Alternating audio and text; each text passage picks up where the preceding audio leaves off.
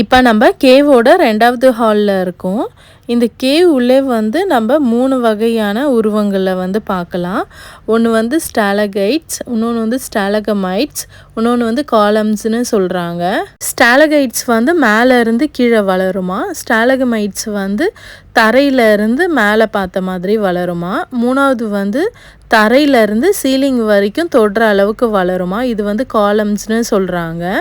இந்த ஸ்டாலகைட்ஸ் வந்து 1 சென்டிமீட்டர் வளர்றதுக்கே 100 வருஷம் ஆகுமா.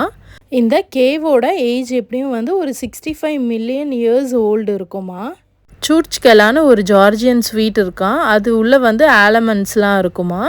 இந்த ஸ்டாலகைட்ஸ் வந்து பார்க்குறதுக்கு சூர்ச்கலா மாதிரியே இருக்குமா.